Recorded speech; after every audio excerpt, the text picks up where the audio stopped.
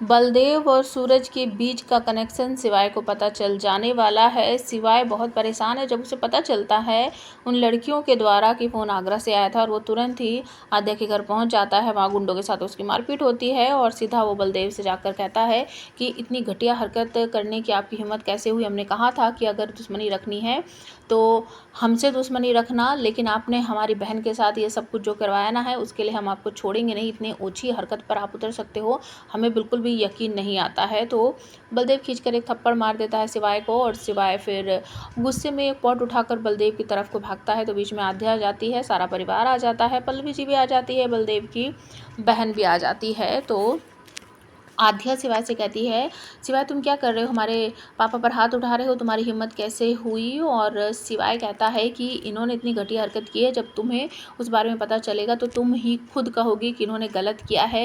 इन्होंने हमारी बहन के बाल कटवा कर सोशल मीडिया पर उसका वीडियो वायरल कर दिया है। बलदेव कहते हैं, सुन रही हो ये क्या कह रहा है, हम कभी ऐसा कर सकते हैं क्या, तुम खुद सोचो, बोलो, इसको समझाओ, इसको हमने ये सब नहीं किया है। आध्या कहती है, हमें पूरे यकीन है पापा, आप ऐसा कभी नहीं कर सकते हो।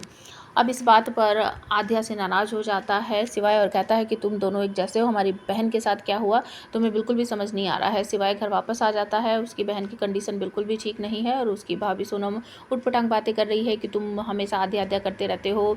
अब वो वापस आ गई वो लड़कियाँ तो हमारे भी बाल काट देंगी, जैसा हालत उन्होंने खुशी की हमारी भी ऐसी कर देंगी, हमें तो बस सूरज जी बचा सकते थे, वो भी जेल चले गए, हम क्या करें। शिवाय की माँ डांटती है सोनम को कि एक बार बोलना शुरू करती है तो चुप ही नहीं होती है। तभी फ़ोन आ जाता है शिवाय का। शिवाय खुशी से कहता है कि चलो उस लड़के का पता चल गया है जिसने तुम्हारे साथ ये सब कुछ किया है। उसकी माँ मना करती है कि नहीं, इसे बाहर लेकर मत जाओ। वो कहता है कि जब तक ये उस लड़के का सामना नहीं करेगी तब तक ये ऐसी ही रहेगी।